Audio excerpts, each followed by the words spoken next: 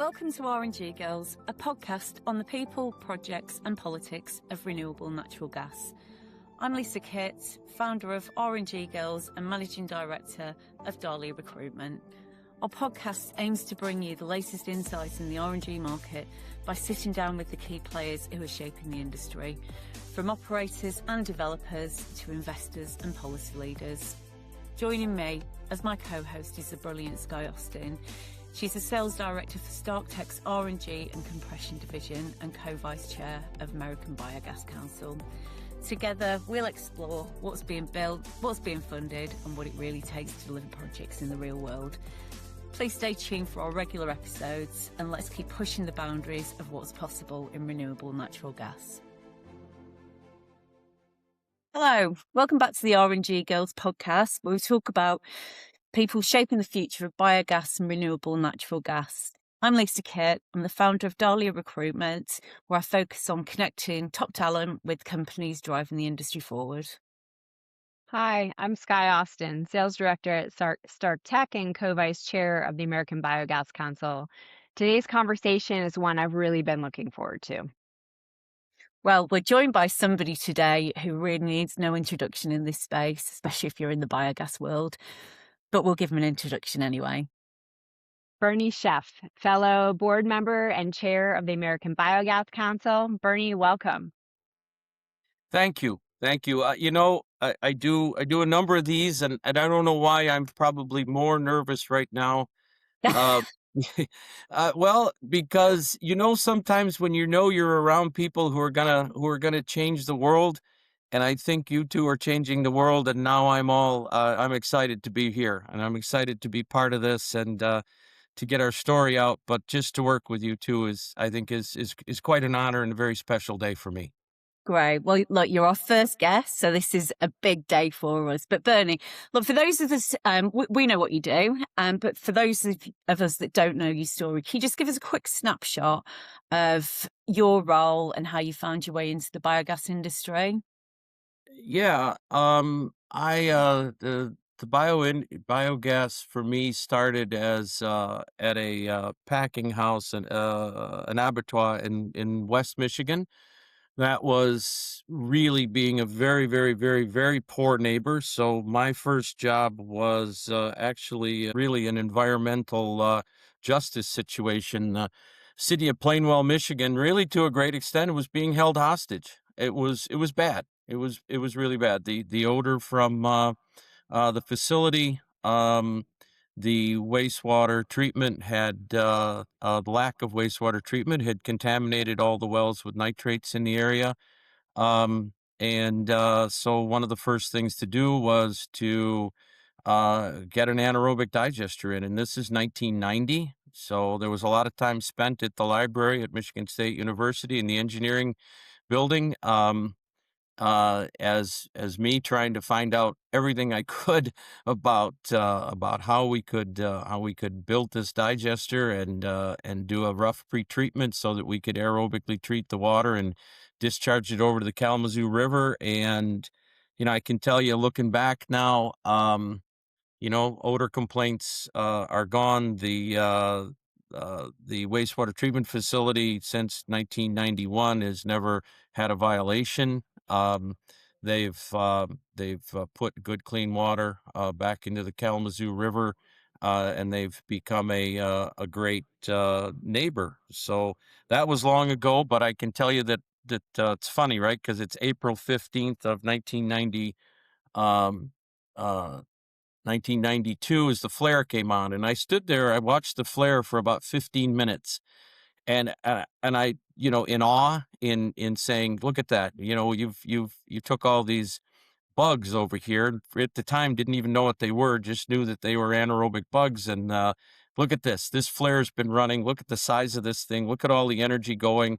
And that changed my career. At that point, I said, you know what, this is pretty cool. And I'm making energy from waste. And that really changed my viewpoint on a lot of things, which then took me into upfront into separation, and then into getting the things out that cause digesters to have problems, and then yeah, just right down this road that anaerobic digestion and creating biogas and making a fertilizer, doing the separation.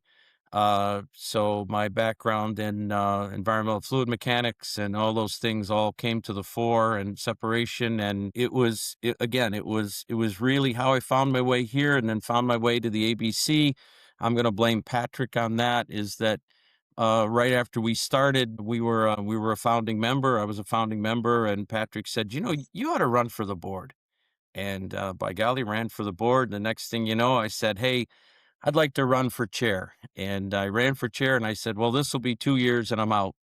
And every time it was time to go, somebody'd call up and say, if you leave, all the plants will die, or, something will happen. And, you need to just stay on 2 more years. And then there would be elections where everybody'd say they had the flu and they couldn't do it that day. And, you're just going to be there for another 2 years. So, an absolute blessing, one of the blessings of my life between my sons. This has been one of the greatest things I've ever been part of, to grow this facility, to grow this industry. Um, and it all started with watching a flare come on at an abattoir in West Michigan 34 years ago. So. That's amazing. Well, certainly biogas has had quite a history, right? But like it feels like there's a lot of momentum right now. So like why biogas? Why now? From your perspective as chair, what makes like this moment so important for the biogas industry? Yeah, there's a huge playing field of answers there, but really what's got me so excited is the IMO, is the maritime opportunities. We did something, the ABC did something, and it started, I have to tell you, it started a number of years ago. Patrick was always engaged with World Biogas Association and various other organizations, but we really, this past summer, I went and spoke along with Alicia at the World Biogas Summit. Spoke down in Brazil at the Brazilian Biogas Association. Had gone the year before and met with Harmon Decker, a tremendous individual and the leader of the European Biogas Association. And this past fall, we put together the United Biogas Alliance, and that was put together because of this maritime opportunity, and what we found out was that and Lizzie said it so absolutely well there in Detroit, right? That if you're not setting the menu, you're probably on it. And so the deal was, let's fully engage here. Let's lock arms. And so the IMO and that opportunity, and the fact that this nascent industry sitting here in the United States could be a huge impact, right? We already lead the world in LNG production, but now we could, if we brought up all the opportunity we have in negative CI score, we could then drive that low CI LNG around the world. And those ships, a farm in Iowa can be sending those ships across that ocean, loaded with goods and that are going here from the United States or coming back, however you want to put it, and those could be running on that biogas, on that methane that's made there, and that to me, and then the locking of arms with the Europeans and the Brazilians, and we're talking to the Kiwis now, and all the different folks of locking up with.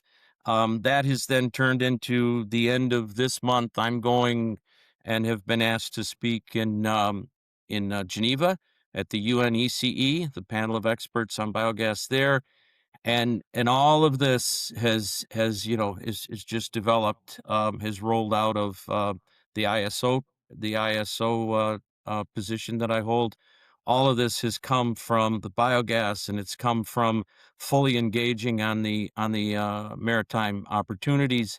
And so that the tremendous excitement that in Detroit, because Biogas Americas in Detroit, for me, this is hometown. You're gonna get you're gonna come to the opening Well, ceremony. we're gonna come right onto Biogas Americas in a minute. Okay, okay. So, yeah, I got a lot to say there. Well, good. Perfect. Is I that think what I mean? Obviously, is that what you're most excited about at the moment? Yeah, yeah, it's that in Geneva. I'm really Mm. excited for this speaking event Yeah. there, but, um you know, we've have so many things going with IMO right now. Our policy group is working. You know, they're just amazing. Our policy committee, led by our vice president, Heather, is just, you know, it's phenomenal. What we've been able to grow, what she and Patrick have been able to put together. It's just truly unbelievable. They're fully engaged. And so with that, and then the opportunities with Biogas Americas in being in Detroit. I mean, first of all, you get to go fishing with the chairman. Now, come on. We're going to go out. If you come on Sunday, come fishing with me. We're going to go out on Lake St. Clair, which is the top walleye fishery in the world. And come out. We're going to go fishing and then take all of our catch and go over to a famous restaurant in Detroit called Sinbad's. And we're going to sit in the harbor there in one of the inner harbors and have a wonderful fried walleye meal, and then head back over to the Rensen and um, get going with the event on Sunday evening. Well, So, I'm flying over on Saturday, so I'll be well rested. Not sure if I've got the correct footwear, but you'll have to let me know what I need. well, just some tennis shoes. But you definitely have to come. You come fishing with us. You'll I'm have a great 100% time. coming. And so we're going to go fishing. I've tried to put a fishing event in every one of everything we do. Last year, if you remember, we had a wonderful fly fishing. Well, you guys didn't. We went fly fishing and took 40 people out fly fishing for a day and caught trout and had a great time. I'm certainly looking forward to that. The amount of events that are all tied in, I think it's the most ever. I mean, I mean, I don't know. In fact, you know, Skye and I were talking before we went on here. We're gonna have to make sure everybody splits up to get to every event, and at Mm. least make sure. I'm gonna try and make sure I get my face in the door at every event if they'll let me in. That's for sure. So I'll it's exciting, all the events. We're gonna have a training. Um, there'll be one day of training. We've got the golf. We've got all the other things that are going to happen. So, and it's my city. Um, my family in that city are forever entwined. And the Eastern Market, that's where my family's farm. That's where we sold our produce, and so that's just about a mile to the northeast of where we're going to be. Tiger Stadium is right there. The famous train station where all of my mom's side took the train and came up into that train station from Atlanta, and so it's that me and that city are forever entwined, and to have all of these folks that I think so much of, that have worked so hard to build this industry, to all have them there in Detroit. Wait till you see Detroit. If you haven't been Detroit recently, you just won't get it. You I just won't get it. literally told Lisa this the other day. I said it's way cooler than you think. Yeah. But And but anyways, switching back like away from Michigan and Detroit, where obviously you're from, like you have a huge influence across well, all policy and all advocacy efforts in the biogas space, like across the US. So, when you're sitting in front of a policymaker or someone who's new to the industry, or you're just trying to get excited about the RNG space, like what's the story that you find yourself continuing to tell on repeat? Like what makes people's eyes just open up and light up about the opportunity that's surrounded by biogas?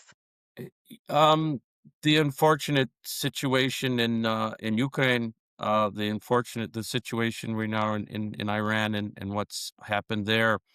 What happened, right? The minute that the missiles flew, the people in Africa are dying, and food prices around the world are skyrocketing, and that's because of fertilizer.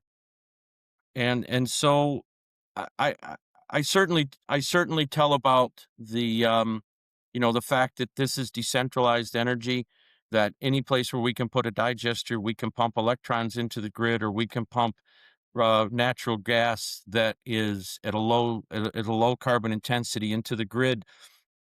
But if we take that residual and we put that in a digester, we make fertilizer, and that fertilizer then can go and can take our dependency away. Because I know it's easy to say, well, we can make our own stuff here, or we have some of our own, but in all honesty, I mean, the phosphorus that comes out of the United States is really it's on a clock. It's not going to last forever.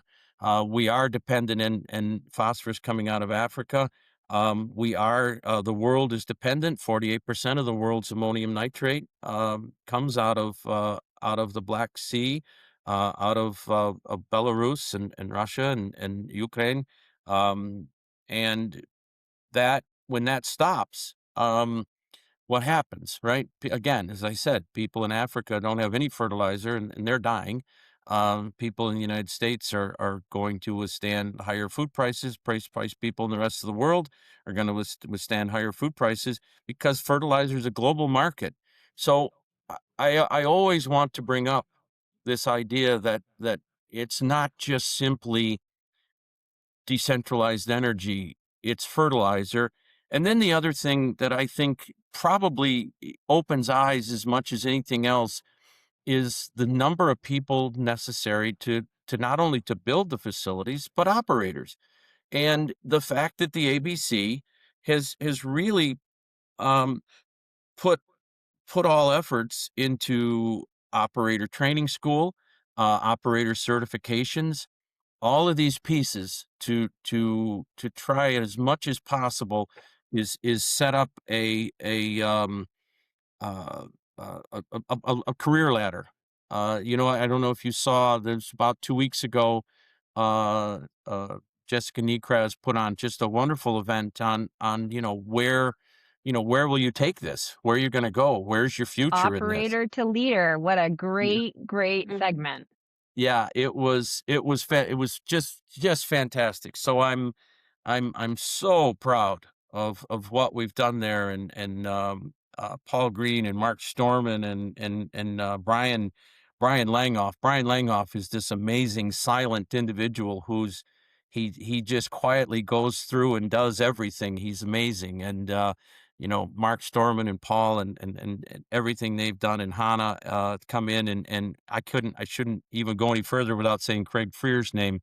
All of these folks. This is this is the great blessing in my life are those people, because we saw an opportunity. They jumped in and said, you know what? We can make this. This is why the ABC is what it is because you get people, really strong technical folks, strong policy folks, who come to the fore and say, you know what? I can get behind this, and I can make it happen, and I can bring others with me. And I say it over and over again. John F. Kennedy said it. It's the rising tide that lifts all ships, right? And I'm that's what we believe that in the ABC is that we are the rising tide. We can lift all the ships. We can lift everyone together. Um, we're going to constantly reach out and constantly be reaching out to when there's an opportunity. When a member comes to me and says, there's an opportunity here, we need to go after this, we need to work on it, we pick that up with gusto, and we run, and we put another person on it. And somebody else over in that policy group just says, well, you know what, I don't need to sleep that extra hour. Let's get up and let's go. Let's get behind this. So and just imagine, again, I say it over and over, we're sitting in a nascent market in the US. Just imagine where we could be fully engaged. It's unbelievable where we could get to. Well, we're very lucky. We are an organization that is both led by and filled with doers, right? Not just talkers, but the people who actually go out and do the work. Let's talk about Biogas Americas. I mean, this is like the event that is going to support all of those doers in the industry and get them really fired up. Yeah. Yeah. I Yeah. mean, look, I'm so excited. It's my first time. I've been to obviously many biogas conferences, but it's my pretty much first time in Detroit and my first time at Biogas Americas. So, yeah, but just to people that haven't been or aren't aware of it, can you tell us what makes Biogas Americas different from maybe other conferences? I think the expo floor is special. I really do. I think that the expo floor is special in that you are going to have a lot of people who are going to want you. You won't be able to get 3 feet without having somebody to talk to. And you're going to go over to a booth, and there's going to be real openness. There's going to be openness by anyone you meet. We have really pushed hard to be, let's again, the rising tide lifts all ships. Open up. Let's talk. Let's see what's working and what's not, let's not do again, and make sure it doesn't happen again. Um, so I think number one, I think it's that expo floor is amazing. They put together a great sessions. Our presentations are amazing. There's please send operators. We're gonna have operator training school one day, and but those operators didn't get to go on that expo floor and meet the folks that with the technology providers, all the technology. Our dear friends are coming down from Canada with one of the big tankers, and we're going to have that in the building. We're going to have a Danish pavilion and a German pavilion. Um, it's there's going to be great opportunities there, great opportunities for speaking, and the events. I mean, not only the events, but so many of our members are having breakouts, and so there'll be great time. Plus, it's a beautiful city. It's the only place where you can look south onto Canada. When you're in your hotel, you'll able to be look south. Canada's right across the river from us. Lake St. Clair's up to the north. Come fishing with me. And then you've got Woodward Avenue. So is the Champs-Élysées of the U.S. I know somebody from New York's going to come down on me for that, but it's great, great shopping, and it's a foodie city. Detroit is an absolute foodie destination. It's tremendous. You got the ballpark right there. You've got all the great shopping on Woodward Avenue. So again, it's a beautiful city. It is ABC Biogas Americas. Again, you'll find it the most open, great group of people. 2,000 of your best friends all getting together. I mean, what can go wrong? So. Well, look, food and shopping, I'm sold. Two of my favourite things. But who else should be in the room this year, maybe that hasn't been before? Well, again, and I said it before, but certainly operators. We really want to see operators. We want to see the folks running the facilities. I know one of the digesters I've worked on, they're sending their entire operating crew over from Wisconsin. We certainly want to see them. We certainly want it. We're going to need if you can get policy makers in. We're working hard to get those in, but certainly developers. I think there's going to be a little bit more technology driven. So folks that are designing facilities, folks that are specifying equipment, you're going to want to get there. Certainly, those are going to be the folks that definitely. If you know what, Lisa, that's the more I think about it, that's a loaded question. If you're doing anything with biogas, get there. Because you will find your sister of another mother, of your brother of another mother. You will find them there if they're going to be any place, because anybody having to do with biogas needs to be there. If you're doing something in the landfill space, right? I mean, you've got you've got all the upgrading folks will be there. So if you're doing anything in this industry, we've got some tours that we're doing. If you're doing anything with renewable natural gas or with electrons, you need to get there. I mean, I think it's even, I talk quite a lot about people coming into this industry that aren't in it at the moment. And I think these conferences are a fascinating place for people to start and get a real, to see what the people are about, what the industry's like. So yeah, it'd be interesting to see how many, newbies into the industry actually join. Yeah, it's certainly in Especially the U.S. graduates. Yeah, certainly in the U.S. right now, it's a tough market. Mm. Um, and yet, uh, every day, I just see more.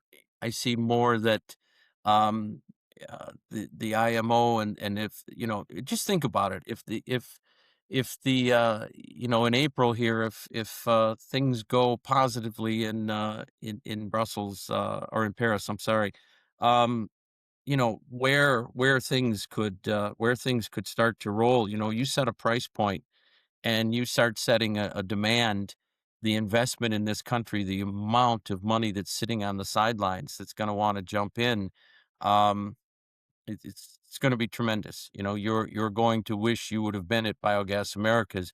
So yeah, it's a tough time. I'm not going to say not going to Mm. not going to make it any better than it is. It's a tough time at the moment, and yet not when it's tough, that's the time you need to go. That's when you need to be going to Biogas Americas. Now's the time to show up and if anything else, you see who the other tough people are. You're No, going I to said Detroit. this. I said exactly the same thing to somebody in the UK today because, yeah, obviously a lot of projects have been pulled, developments have gone on hold in the US, but I think the tide's starting to turn. I think now's the time to start building relationships up and things. Well, it's so Yeah, interesting. Like I've watched the last year just be really hard, right? But Mhm. it's really forced collaboration with unlikely allies in the industry in a way that's never happened before. And I think what it's doing is, sometimes when you have a bad, like if you're a gardener, you have a bad year, it's the year that your soil grows stronger, right? So that your next year's crop actually, it's the rest it needed to be able to grow stronger the next year. And I feel like that's where we are, and so you're starting to see the seedlings of growth again in this industry. And it's pretty awesome because we're coming back stronger than ever. But I think it's because we were, forced to really, you know, figure out who needed to be planted next to each other to create a better, more resilient and strong industry as a whole. And, like, I feel like that's the interesting energy that you get at any ABC event, right? It's these people. I have said it before, and I'll probably say it, like, until I'm blue in the face, but, like, this is the best group of working professionals I've ever known, and it's because there's this real, true, like, grit, but, like, love for what they're doing, and it's something that is unique to the biogas space. So, like, for me, that's what I find to be the most amazing part about coming to these conferences is it's palpable, like, you can feel it. But Bernie, from your perspective, like, what's the thing that makes this energy so different than anywhere else? Sky, that was brilliant, by the way. The and me being a huge farmer and garden and that was well done. I it couldn't be we couldn't be having this at a better place. When you come into the Ren Center, when you come into where we're staying and where we're going to be, right there at the foot of Woodward, is the fist of Joe Louis.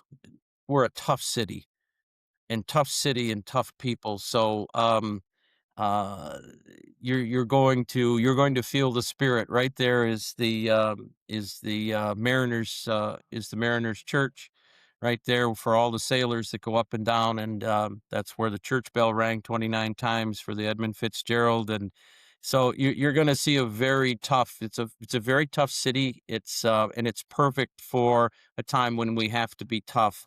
You asked me about about where I see the energy. It's certainly in it's certainly in the the the the members of the ABC that, like you said, we come together on this common theme. We're movers, we're doers, we're people that are trying to change the world every day. And so when you get them in the room, this it starts to just build on each other, because one good idea turns into 10 good ideas, turns into, but I always find it that it just doesn't stay there, that people then take it out. I've been to so many events where you sit and you talk to some people and they throw out some ideas and then they leave and you never see them again. You never hear from them. I never see that with my ABC events. With ABC events, it's uh, I get all the emails immediately. Bernie, we talked about so and so. Great. Let me get that on the agenda at the executive committee. Let me bring that down. So there's the continuity, uh, just the pure energy. You said something and it hit. When something's good, it's tough to keep it down. We have something here that's good. We're turning residuals into energy and we're making fertilizer. How can that be bad, right? When you looked at our polling from a year ago, what did it find? It was a 70 point jump. When people learned what really biogas was from, it was from waste and residuals, and then it made a fertilizer. So, right, you're in a room full of people that all know doing good. They want to do good by doing good. And that's just, you can't stop that. There's no way to slow that down. You try and slow them down, they'll go around you, right? Because they're tough. Because the Joe Louis fist is out in the middle there of right at the end of the foot of Woodward, and you go past the fist, and you know what tough is. And it's all going to be wrapped up in one great city with one great amazing group of people. Well, I think you're really talking about like the power of community, right? And that's what the ABC membership really is all about. It's this powerful community force that as long as you're engaged with it, you feel it. It's like it's something you can't take away. It's this true kind of feeling. And you've seen kind of the membership from so many different angles. But like why does membership matter so much now? I mean, you and I talk about it a lot, but for everyone listening, like, why is it important? And why, when dollars are spare, why is this membership so important for people to invest in? And dollars are tough right now, right? But this is the time that what you do, when my grandmother always said you need to tithe, right? When you go to church, you put a buck in that plate as it goes around. You put what you had. If it was a penny or a dime, whatever, you put it in there, right? Because times are tough, but they could be tougher if we lose our direction, we lose our way. So we can't lose our direction. We can't lose our way. We have to be focused forward, and we have to keep that hand on the tiller, right? I mean, we've got to keep, and right now, the winds are battering us. And so what do? You get behind, and that money that's put in, ABC runs a really tight ship. And you know this. Now you're on the executive committee, I and you do. actually see that every decision.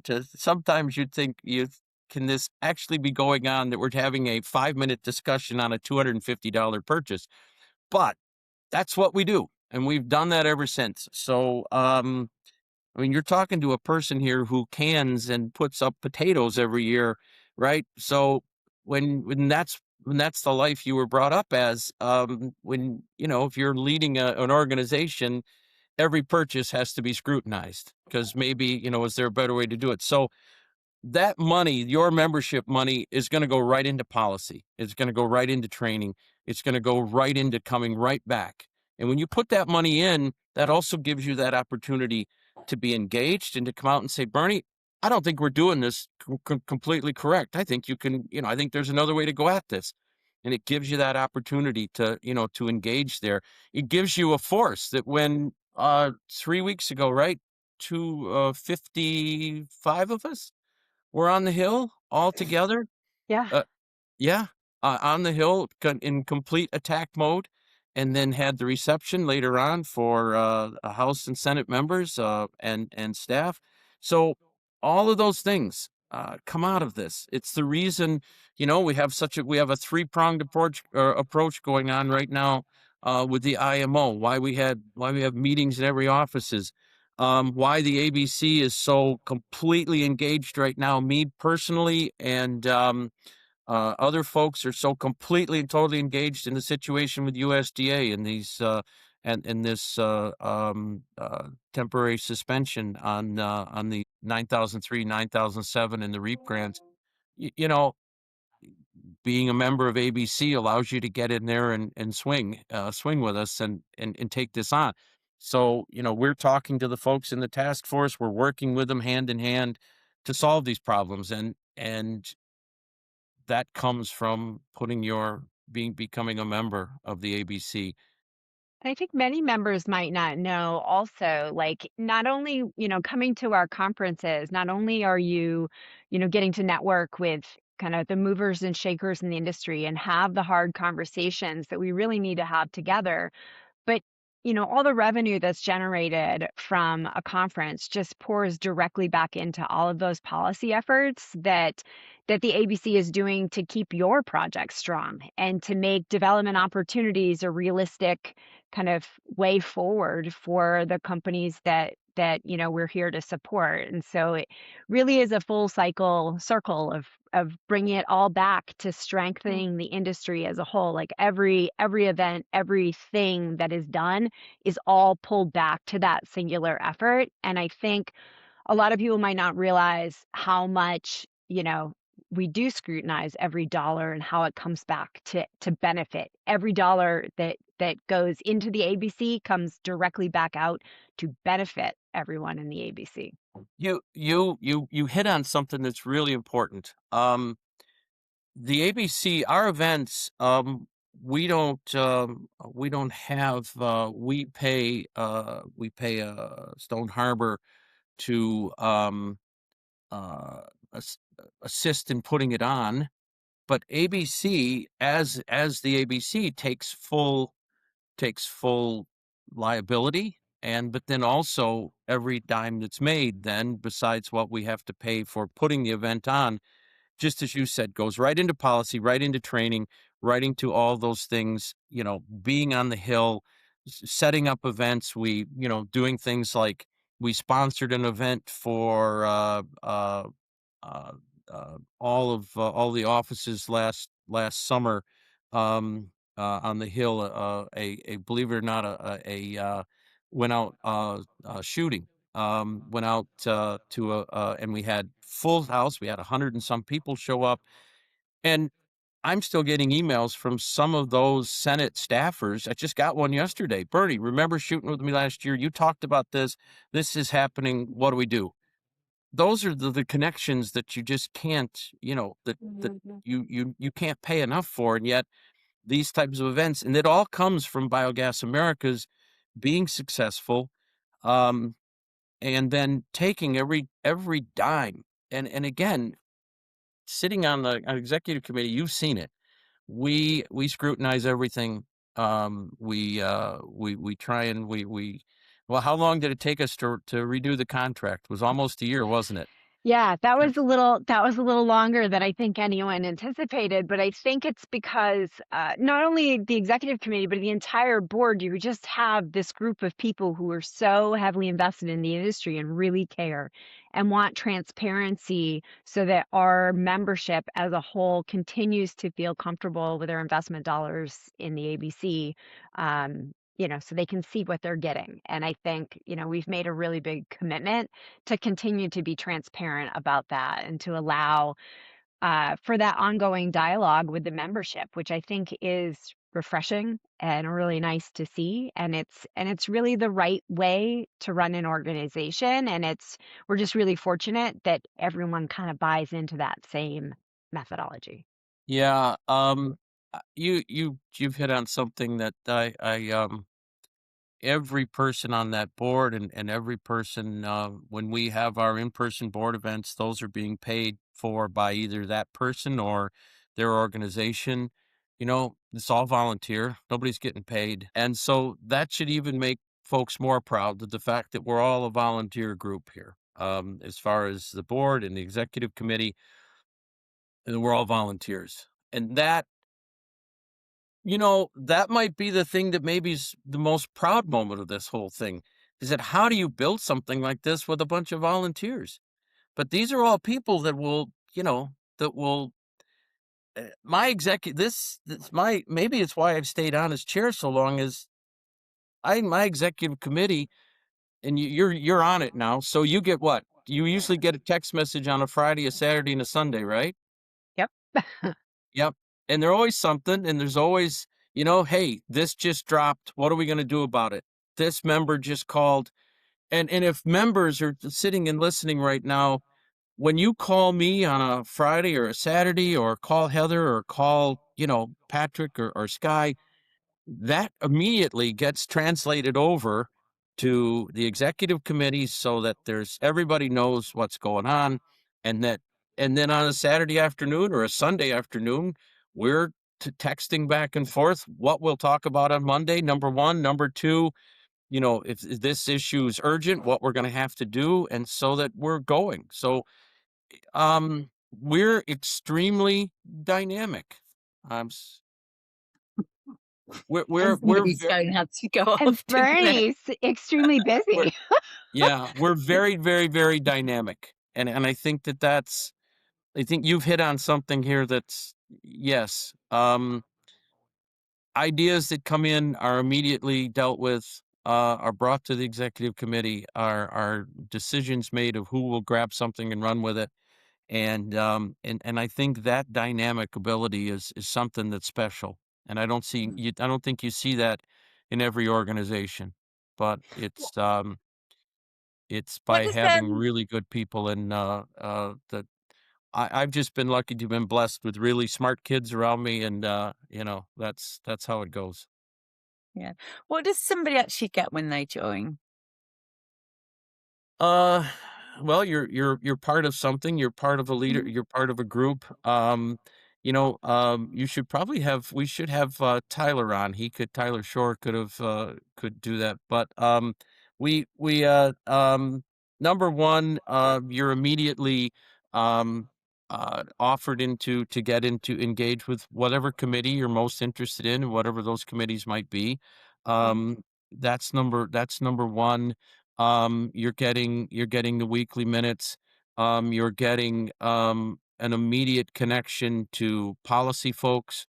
Um, I guess that's you get opportunity. You get opportunity that you wouldn't get in any other way. You get an opportunity into connection with across the board, and whatever level you come in at, you're still a member. It's your membership's based on what your income is in the biogas industry. But from that point, we're all one. We're all the same member from that point forward. And so you get that complete openness to policy, to training, to discounts on the events and all those things. But that it's an interesting question for me, because somebody says, "What do you get?" I said, "You get to work with Heather. What else would you want in this life?" One of the smartest kids in the group. You get to work with Alicia. You get to work with Hannah. I haven't even brought up Melissa. You get to work with Melissa in all those pieces. You get the back. You get to see how the sausage is made, I guess. You get to see how it's all being done, and you get to have a say in who we go talk to. And if you want to if you join and you want to go to DC and you want to meet with somebody, you call up Heather, she calls up AJW, that meeting is set, and you go. And you And I got think ABC people sitting with you, and you've got I'm going to show you something here. I carry one with me all the time. You've got your ABC folder that you show up in DC, and you walk in, and it's got all the handouts that you give to your you give to, there it is, right there. And I haven't got one. yeah, Well, you'll you will go get, home with one. Yeah, yeah, yeah. but you get this, you get your, now you can say, well, Bernie, that's a lot of money for a folder, but you get, when you show up in DC, you get your folder, you get all your notes put together. You want to talk to someone, we'll do it, I right? think And you want to talk, you hit the nail on the head, Bernie. What you get is access, and you get access to sophistication in policy, in marketing, in communications, in training that smaller companies may not have access to, right? I mean, with your membership, you get resources that would just be prohibitive for like most companies to be able to start to put together departments like that. And the ABC as a whole brings that sophistication. So like when it comes to policy, you know, you're having a hard time with your project, and we're talking to either Jonathan or Heather, you know, whether it's state or federal, to talk about like, hey, we can't get this across the finish line because there's, you know, some local policy. Well, you know, Jonathan is out there in all the states and really trying to make efforts. It also helps to direct the ABC so we know on a state level, like where are the places that we really need to focus our energy and our time. And it takes members being collaborative with their membership to let us know, like, where do we focus those dollars on a state level? And then, you know, pushing that directly into federal initiatives. Like when you're talking to policymakers, it matters that you're tying in what's happening in their local states into why it should matter on a federal level, right? So you're trying to tie all these pieces together. And what the ABC really does is tie together all of these pieces of sophistication when it comes to policy and marketing and yeah, and all of that, and put it in one place and really help enable people to make progress that they can't make on their own. We're stronger together. yeah, yeah, the rising tide lifts all ships. Or do good by doing good. That's what we want. And I forgot, you know, I didn't mention Jonathan, right? The golden voice. He is in every state, and if you've got an issue in your state and you join the ABC, then Jonathan is there. And then Jonathan calls on whoever else and says, Bernie, we need you here to talk technical and in this state office. Well, me or Brian or Craig or whoever are there, and we're engaged. So yeah, and then you've got this tremendous support staff, right? I mean, with Caroline, she runs a tight ship, and she's got a heck of a group there with her, with uh Erica, and just again, tremendous group. I think we've been really blessed. Blessings of my life's all about blessings, isn't it? So I keep saying I've been blessed with great friends. I So So mean, that we've is a got life worth living, right? Right we've there. got what, 6 weeks now until Biogas Americas. Is that right? So if somebody was sitting on the fence about attending, what would you say to them? what would I say? Well, number one, I'd say if you don't want to go fishing with me, I mean, you know, but beyond that, if you're sitting on the fence, I would say in tough times is the times you have to invest, right? So Mhm. now's the time to invest in your industry, in your career, in your own organization, and the best investment I think you can make is to get there where with a group of people that are all fighting the same battle. So if it's a tough time, yeah, now's a tough time to make the decision to show up and get there, Mhm. right? Because it's a tremendous opportunity to see where the industry's going and to connect there. So if you're sitting on the fence and you're sitting on the fence on the economic side, worst case, you know what? Give me a call and we'll talk it out. And I'll have to go to the executive committee, and Skye will vote for it with me, and we'll get you in somehow if we have to. But we'll do what we've got to do. But get there, right? Show up. This is the time when the industry's great, right? When everything's good, there's no reason to go. You go when the industry's tough, because that's when you got to work hardest. So Yeah. now's the time to make that investment. Show up, make an investment in your company, and show up and be part of it. And I think, I mean, it's really interesting. I hope that it comes across in the podcast. But like, if people can feel the energy that Lisa and myself and Bernie are bringing to this podcast, like, that's it times, you know, 2,000 other people. they're all going to be in the room, and they all want to have those conversations and talk about what's next. And you want to be a part of something. Like I come from a world of international education, and people would ask me how I get people to host students. And I tell them all the stories about what it did for my family and how it broadened our horizons and how it, I come from a very culturally monotonous town in Maine, and hosting kids from abroad was always a way that we showed our kids what the rest of the world looked like right from the comfort of our living room, which was pretty interesting.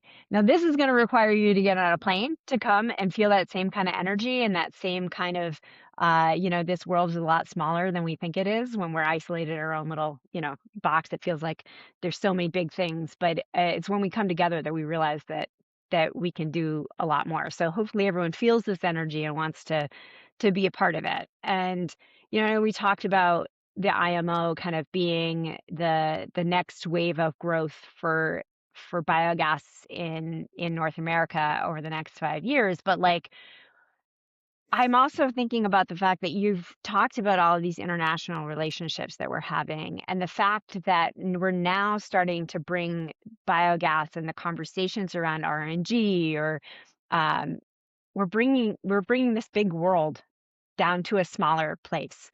And we're starting to realize that we all have such similar goals, right? And like, I think it's worth it whether, you're having to come from across the pond or you're coming, from a town next door. This is the room where those conversations are going to happen. And we just really need to make sure that people understand that this is a small and interconnected industry that has global impact. And it's time that we really, really start working together. Um, Yep. so we have a couple of like rapid fire questions for you to kind of talk about, get your one word take on a few different things. At least I'll let you start. Yeah, okay. Which one word would you describe the biogas industry right now? One word.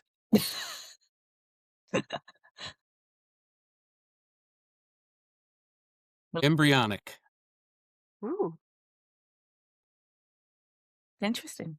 Now, what is the biggest misconception about biogas? Only one word?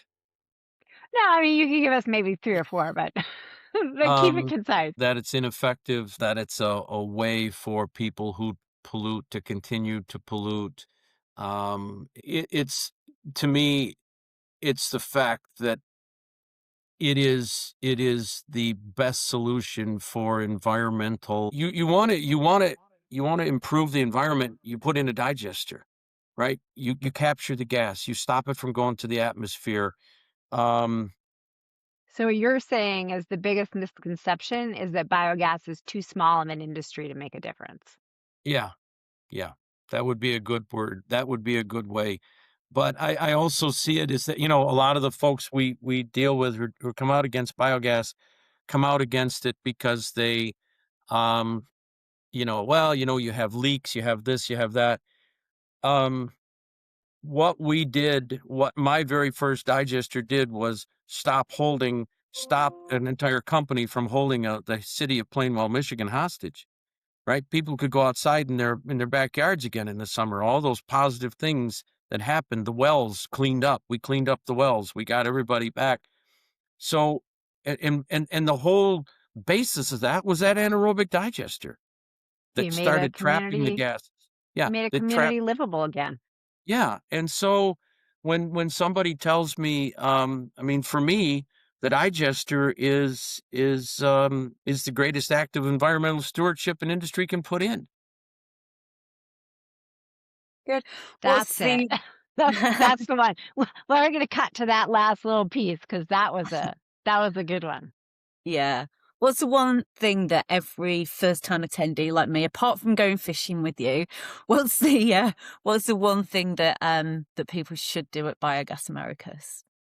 You should come and find me because I'll give you a big dose. I mean, imagine I don't drink coffee. Um, I'll give you you'll get tremendous. I'm going to get you excited. I'm going to hook you up with 5 other people to talk to. You're going to tell me what you do, and I'm going to point out 5 other people on the floor that I'm going to introduce you to. You got to go out and stand by the fist and take your picture with Joe Louis Fist. You got to go stand by the Mariners Church. You got to walk down Woodward Avenue. Um, and yeah, you got to come and talk to me. Find me. And don't worry, I'll be tied up with someone, but just grab me and say, Bernie, you told me to come find you. So here I am. This is what I do. And I'm going to say, okay, you're going to talk to those 4 people standing right over there. And mention that you heard it on the RNG Girls podcast. Oh, yeah. I'm hoping to get a button or something I can wear. Yeah. Yeah. We're gonna have to look into that for sure. I talk to the girls. Yeah. Yeah. So early morning or late night networking? What is the most effective strategy at Biogas Americas? Sounds like no sleep at the moment. No sleep. I don't, yeah, I mean, the early morning stuff is good for sitting up. You can go sit there in the Rensen and have lunch or breakfast and talk. I think those are good. I think it's that early evening. I think late evening can degenerate into more just laughing, but I think it's that early evening discussions right after you get off we get out of the expo, right after we get out of the halls, the sessions, and then you can sit and have those. I think those are some of the most productive, those early in the evening discussions. Because later it just turns into everything's fun. So I think the most important networking that you can do is kind of running around and finding the humanity in the people that you do business with, which is like it's such a different way to think about, networking. Everyone's focused on who they're going to work with next, but like the person you want to work with is the person that you can laugh with. They are the people, because I mean, man, oh man, if you've ever like developed an RNG project, you need laughter, or you'll, or there are many other emotions you're going to succumb to. But like, it's the people that you feel are real and connected, because these are hard roads that you walk together, and like these are just. It's a really interesting opportunity to find the humanity behind your colleagues, and I think that is probably the greatest piece of networking advice I could give anyone walking into Biogas Americas. the greatest opportunity to learn a person's humanity is to go fishing with them. Bernie, I'm coming fishing. We'll figure it. I figured out. I haven't seen it come out yet as an option. So it's well, I'll make sure you get the invite, but it's been going out. But I mean, because right, fishing is, I love fishing, and that's what's so I could travel around the world to go fishing. So been some of the greatest times of my life. So yeah, I love what you just said there. It's the humanity, when the humanity starts coming out. And I think you find, what? You find that at the Biogas Americas. You get that. The walls come down quickly. They do. You come in there with a wall around you. If you get near me, that wall won't last long, because we're going to knock it down, and we're going to start, we're going to start talking, and we're going to dig in. So, and you're going to find that around anybody. You go to Brian Sievers, you go to Mark Storman, you go to anybody, our executive committee, you go, our board members, go up to Sean Wine. Sean Wine's going to start talking to you, and he's going to start finding out what you do. And and the first thing he's going to be telling you is, you know what, you need to go over there and talk to so-and-so, or I'm going to reach out and grab somebody going by and say, you two need to talk. And anybody who knows me, you've even seen me do it. I want you two to talk, and then report back. I want to make sure that, this communication went well. So well, we have a board full of bridge builders, I like to call it. We are the people that want to connect, the connectors in the industry. But I think that's what you have when you have a big active board of volunteers who just won't give up. Like they just keep thinking, asking what's the next way that I can help, and how can I help more, right? I think we are very, very lucky to be surrounded with such an incredibly committed group of people. Yeah. Or some of us should be committed. I'm very, very excited about the conference. And And if anybody that's listening, if you're going to be heading over there, you'll find me and Skye probably hanging around the Start Tech booth or just running around in general. But we'll be doing podcasts, interviews. So please feel free just to come say hello, grab us. Let's have a coffee. It'd be great. And I'm going to kind of close this out by saying, Bernie, look, thank you so much for joining us. Thank you for your leadership and everything that you do in the industry. It's been an honor for us to have you on the show. For anybody listening, if you're in the industry or thinking about entering it, like, this is your time. You got to get in the room and get involved and be a part of what we're building, because what comes next is going to be pretty awesome. I said it before, I believe we're embryonic. I think we're still in the beginning stages. We're a nascent market. As more and more of the rest of the world begins to demand the RNG that we can make, this industry is going to accelerate extremely quickly. The international connections that the ABC has made, our international people in the rest of the world want to know what the ABC thinks now. And this was a big step for us, and it's something that I'm very, very proud of. So come see us, come find me, and I'll make sure that we're networking. I'm going to get you hooked up with people to talk to. Including the RNG girls. People will be running away from us. I'm sincerely honored. I know sometimes it's I'll put it on a little thick, but I have to tell you, I'm all sincerity. I'm very honored that you would have chosen me to be your first in your first podcast. So that's a tremendous honor for me. You guys are the greatest. I'm so excited about that you're back in there making these things happen. So I'm again, great honor, great folks.